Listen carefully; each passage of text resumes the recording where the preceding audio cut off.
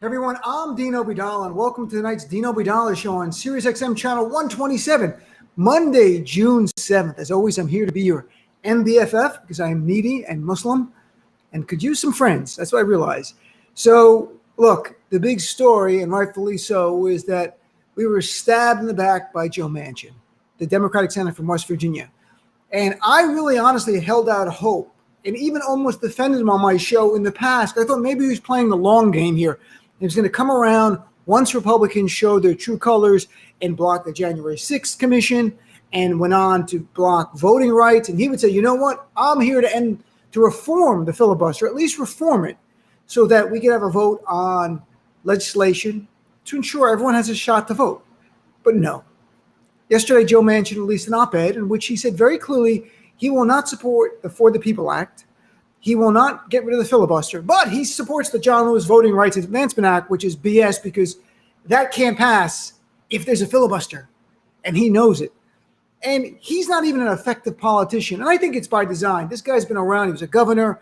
He's been serving the Senate for years now.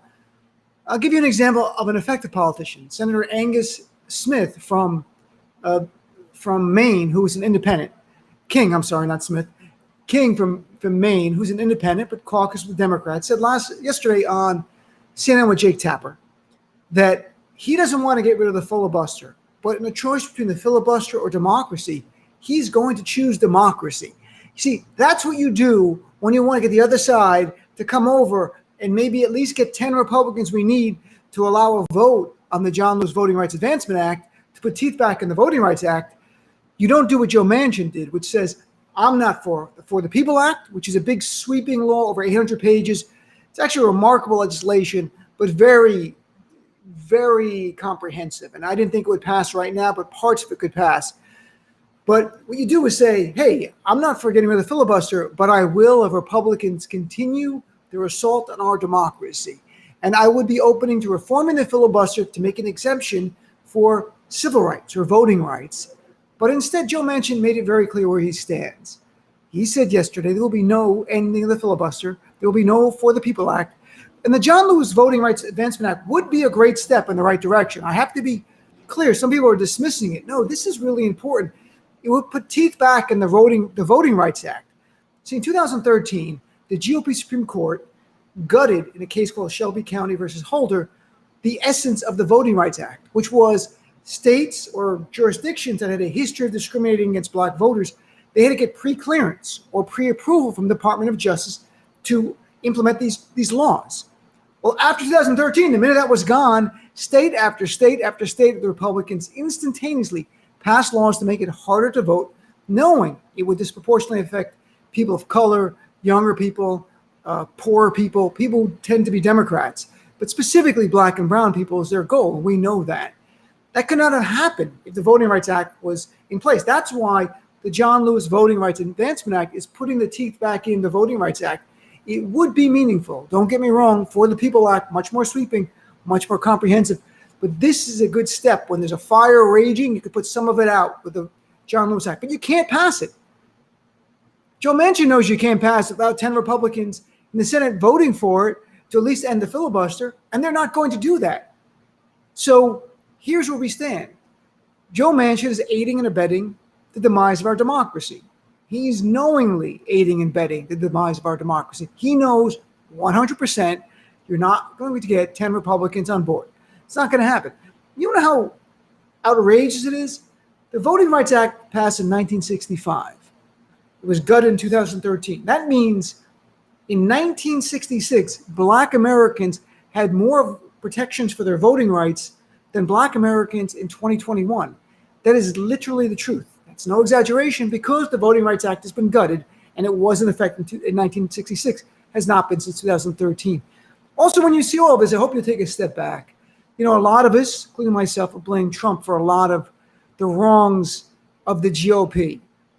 But he was never an aberration. He was a culmination of where they were going.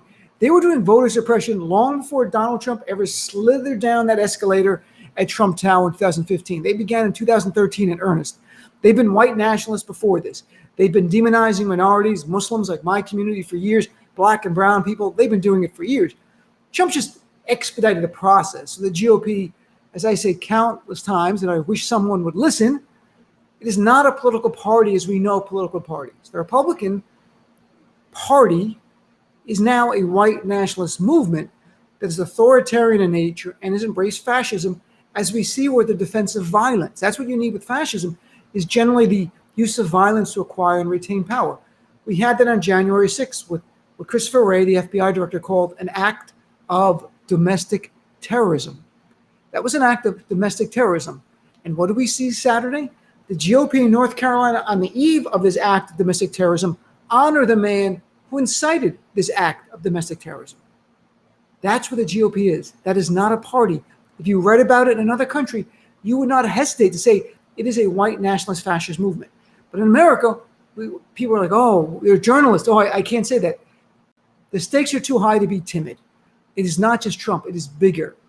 The monster's in front of us. Today's Republican Party is the greatest threat to our democracy since World War II, which is why Joe Manchin doing what he's doing is so dangerous. Joe Manchin sees what's going on. And look, we'll talk about it on my show. Joe Manchin has defended the Koch brothers in the past.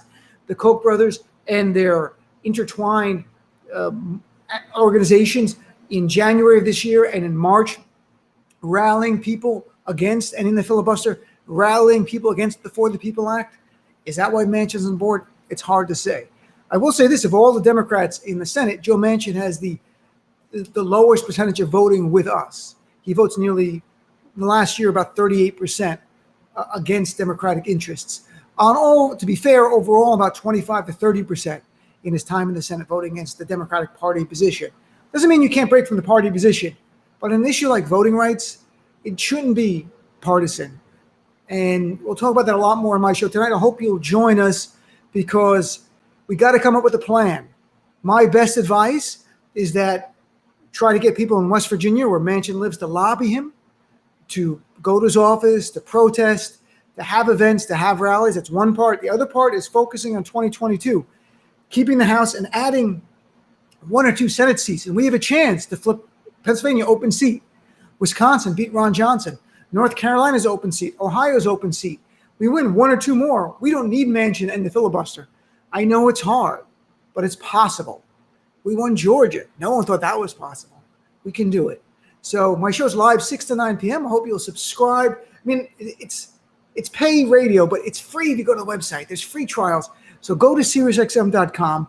Look on the website, free trials, join it. Join the show. Call in. We need you to be part of our family. Look, there's a lot more work. Trump is gone, but if you want progress, stay active. Thanks for tuning in to the preview of tonight's Dino P.